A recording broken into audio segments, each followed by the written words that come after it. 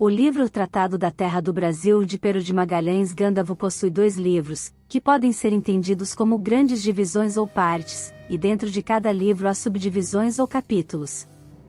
No entanto, o número exato de capítulos varia de acordo com a edição, pois algumas apresentam o texto com divisões originais, enquanto outras organizam de forma diferente. Na estrutura tradicional, as 2 partes principais são: 1. Primeira parte. Descreve o Brasil em termos geográficos, com suas riquezas naturais, rios, fauna, flora, e o potencial da terra. 2. Segunda parte. Trata da colonização, dos povos indígenas, costumes, e da importância do Brasil para Portugal. O Tratado da Terra do Brasil de Pero de Magalhães Gândavo é uma obra de domínio público que detalha a geografia, fauna, flora, e aspectos culturais do Brasil no século XVI. Porém, o texto não está organizado de forma tradicional em capítulos com títulos claros. Em vez disso, é dividido em parágrafos contínuos e partes, conforme o estilo da época. O Tratado da Terra do Brasil de Pero de Magalhães Gândavo é uma obra histórica que descreve detalhadamente as capitanias do Brasil no século XVI. A primeira parte do livro é composta por uma introdução geral sobre a costa brasileira, seguida de capítulos que abordam cada capitania individualmente. A seguir, apresenta uma descrição detalhada de cada capítulo da primeira parte, acompanhada de trechos representativos. Declaração da Costa.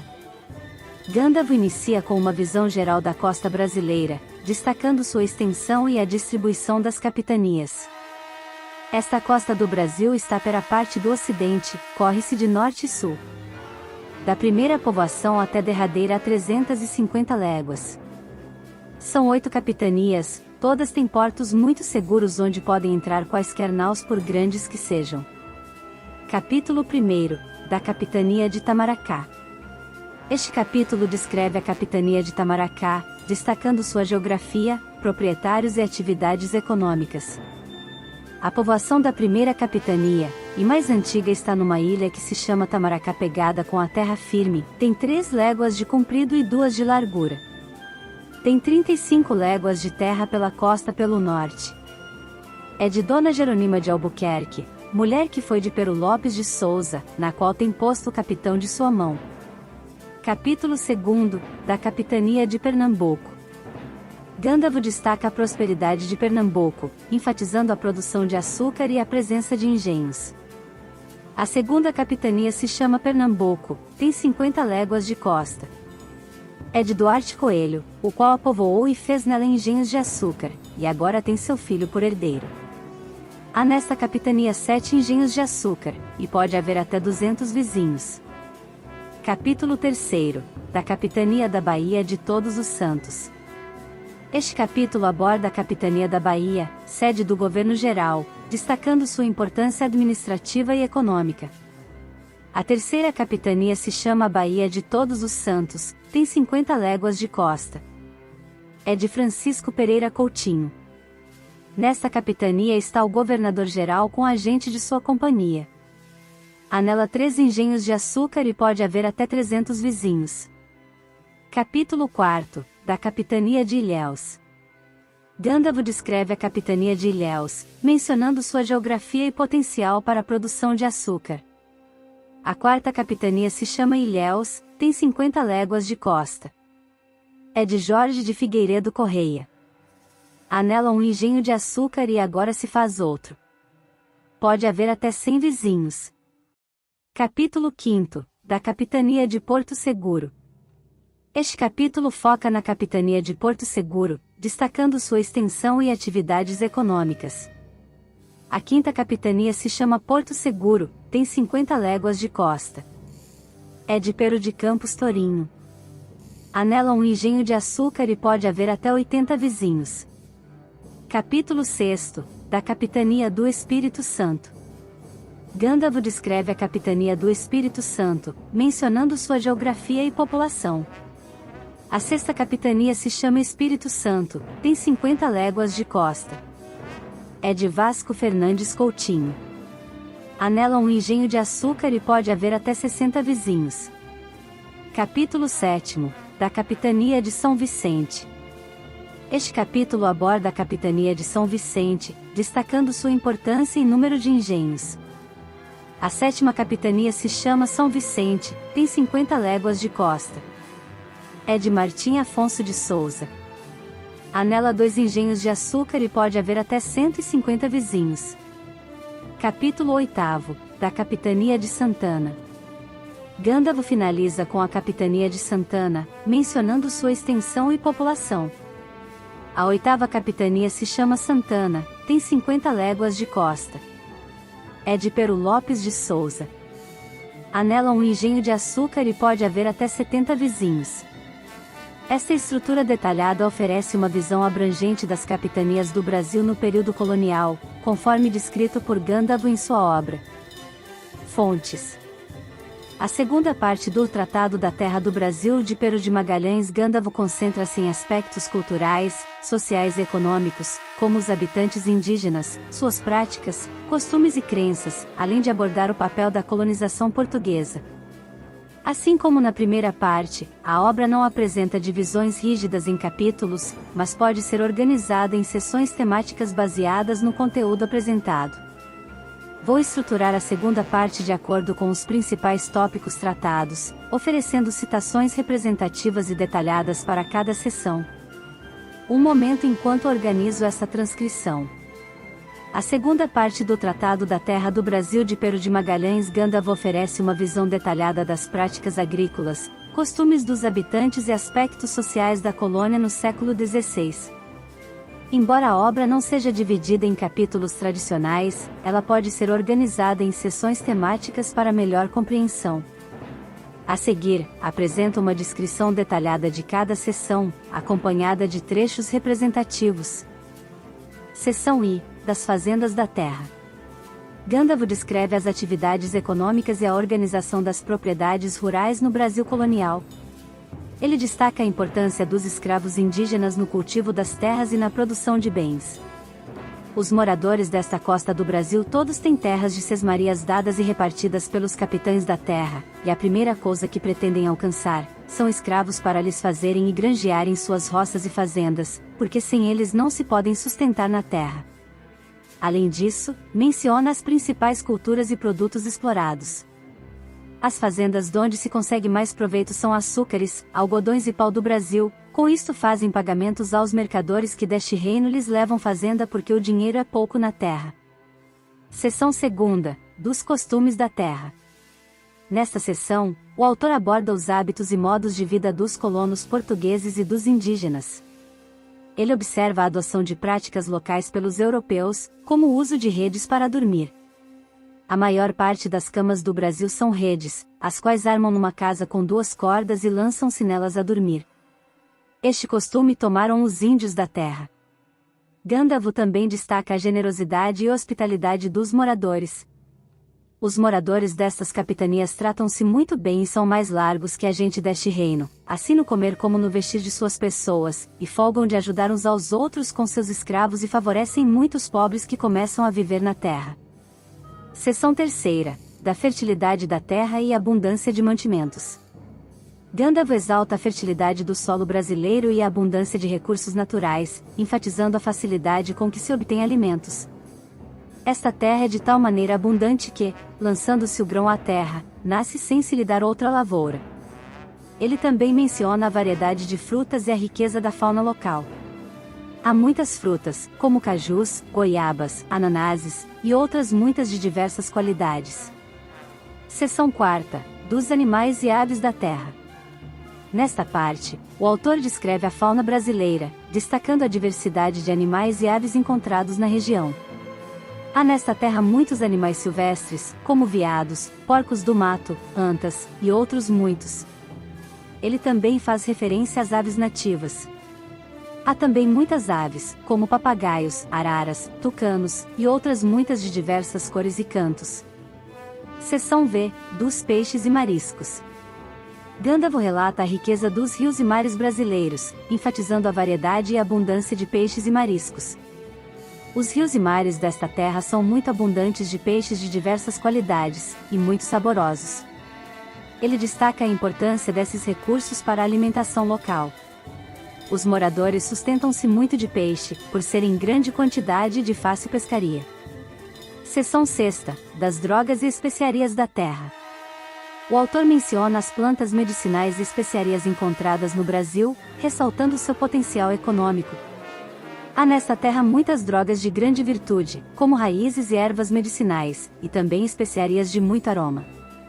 Ele sugere que, com o tempo, essas riquezas poderão ser melhor exploradas. Estas drogas e especiarias poderão no futuro ser de grande proveito, sendo melhor conhecidas e aproveitadas. Seção 7. Dos índios da terra e seus costumes. Gandalf oferece uma descrição dos povos indígenas, seus modos de vida, crenças e práticas culturais. Os índios desta terra são gente robusta, de cor avermelhada, andam nus, sem outra cobertura que suas vergonhas. Ele também aborda suas práticas alimentares e sociais. Sustentam-se de caça, pesca e dos frutos que a terra produz, e vivem em aldeias governadas por seus próprios caciques. Seção 8. Das doenças da terra. O autor discute as enfermidades comuns na região e as dificuldades enfrentadas pelos colonos. Há nesta terra algumas doenças particulares, como febres e cãibras, que acometem principalmente os recém-chegados. Ele menciona os remédios utilizados pelos indígenas. Os índios têm conhecimento de certas ervas com que curam estas enfermidades, com bons resultados. Seção 9. Das maravilhas e sinais da terra.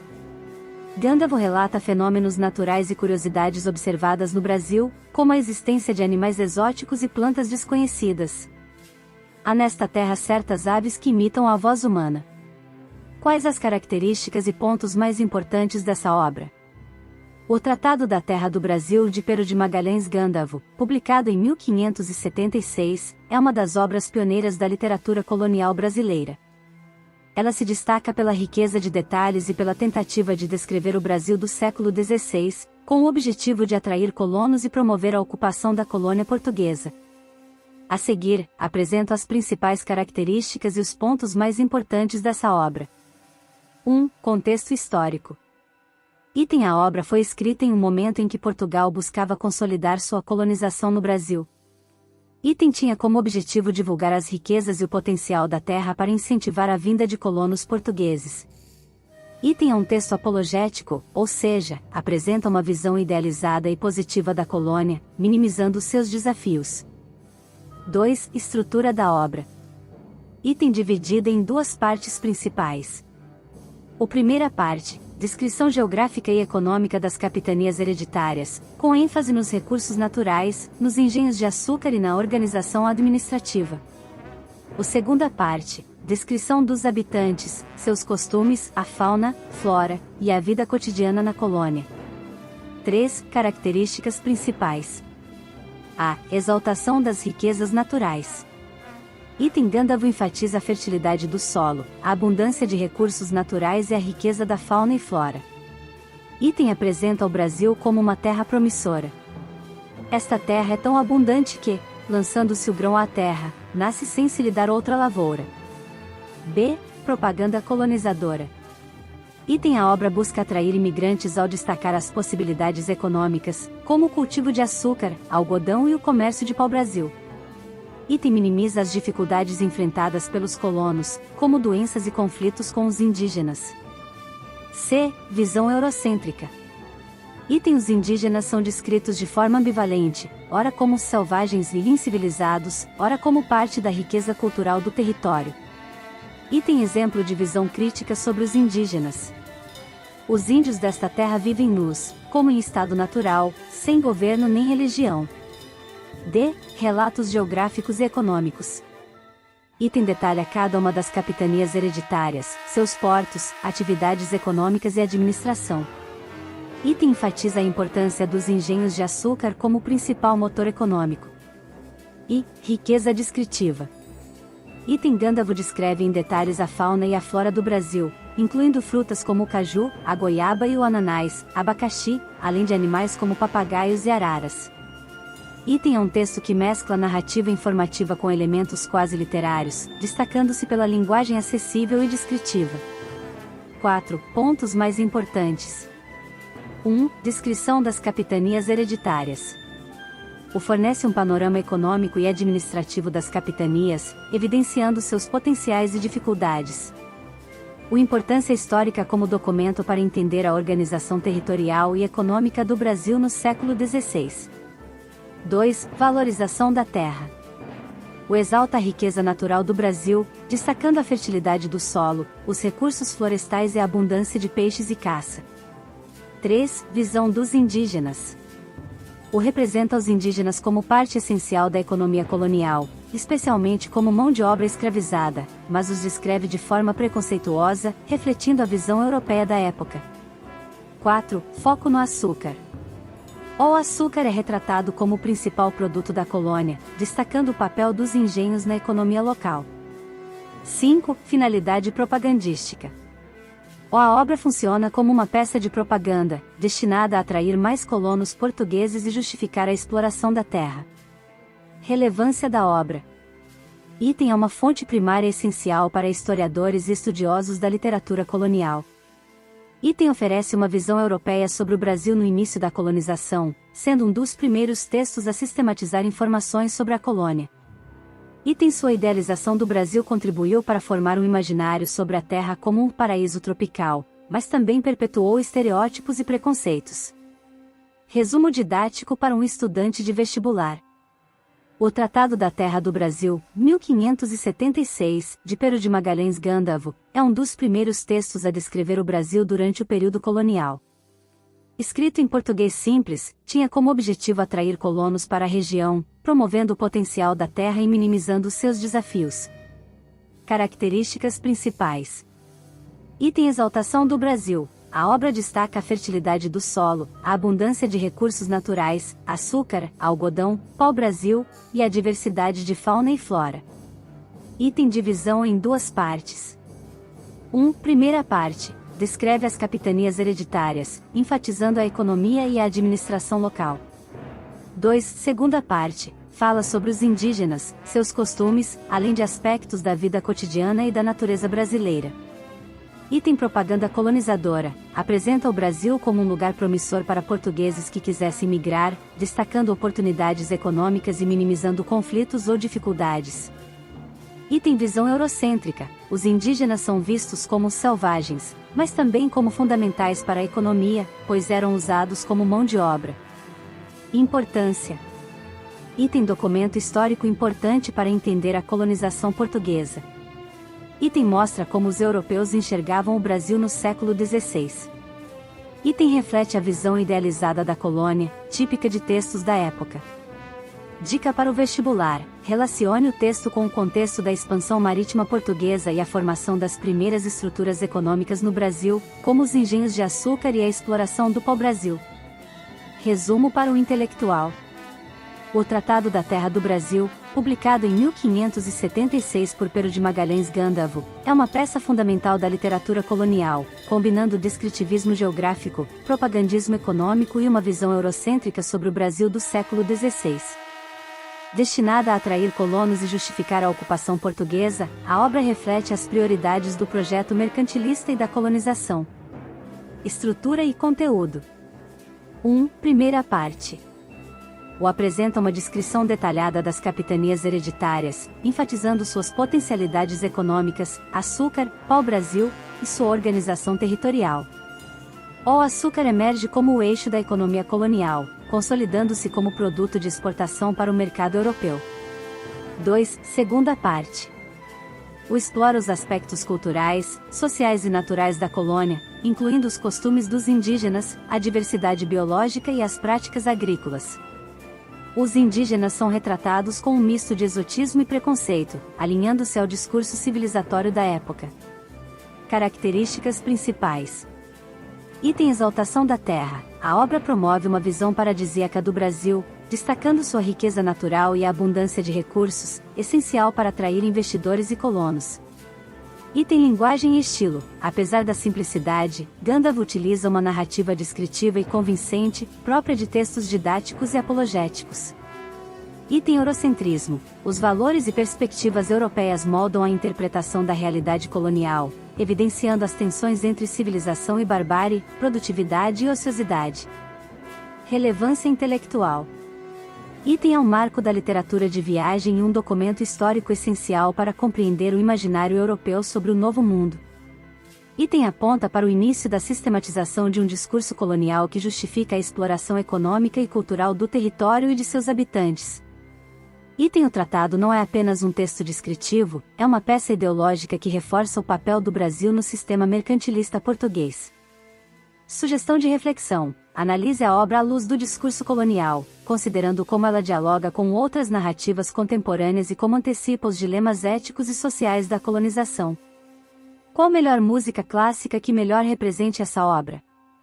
Escolher uma música clássica que represente uma obra como o Tratado da Terra do Brasil de Pero de Magalhães Gândavo envolve encontrar uma peça que capture a essência do Brasil colonial, sua exuberância natural, o choque cultural entre europeus e indígenas e a complexidade histórica da colonização. Melhor representação: Bachianas Brasileiras número 2, Heitor Villa-Lobos.